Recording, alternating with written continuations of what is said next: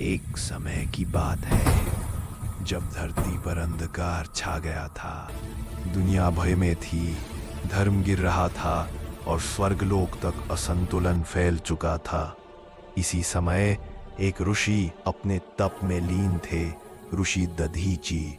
उनकी तपस्या से निकलती रोशनी मानो अंधकार को चुनौती देती थी। देवता उनके पास पहुंचे, कांपती आवाज में बोले, ऋषिवर, धर्म की रक्षा के लिए हमें आपका शरीर चाहिए, आपका बलिदान चाहिए। दधीची मुस्कुराए, धीरे से अपने नेत्र खोले और कहा, धर्म के लिए प्राण भी अर्पित हो जाए, यह सौभाग्य है। और फिर एक ऐसा त्याग हुआ जिसने युगों को बदल डाला। लेकिन किसी को पता नहीं था कि दधीची के जाने के बाद उनकी पत्नी के गर्भ में एक दिव्य शक्ति पल रही थी। अश्विनी कुमार प्रकट हुए, दिव्य प्रकाश से गर्भ में पल रहे बालक को बाहर निकाला और उस बालक को एक विशाल पीपल वृक्ष के नीचे रखा गया। उसी क्षण उसका नाम पड़ा पिप्लाद। समय के साथ पिप्लाद बड़ा हुआ, उसकी आंखों में तूफान था, उसके शरीर में शिव का तेज बहता था और उसके हृदय में पिता के लिए जलता हुआ क्रोध। जब पिप्लाद को सत्य जात हुआ कि उसके पिता ने असुरों से लड़ने के लिए देवताओं के लिए अपना जीवन त्याग दिया, तो उसका हृदय फट पड़ा। वह तपस्या में बैठ गया।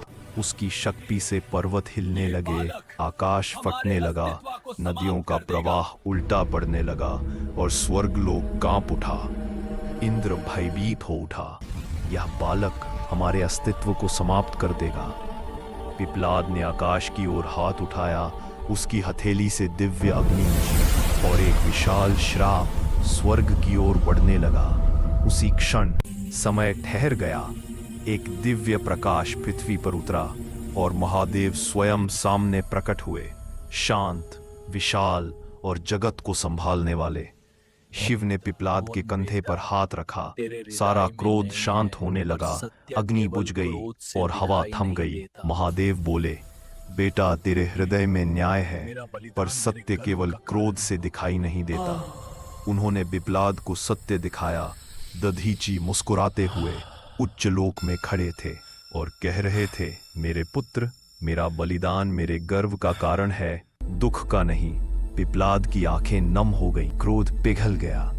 वह महादेव के चरणों में गिर पड़ा। देवता उसके सामने आए, क्षमा मांगी और पिप्लाद ने उन्हें आशीर्वाद दिया। धीरे धीरे उसका स्वरूप चमकने लगा और वह महादेव की ऊर्जा में विलीन हो गया।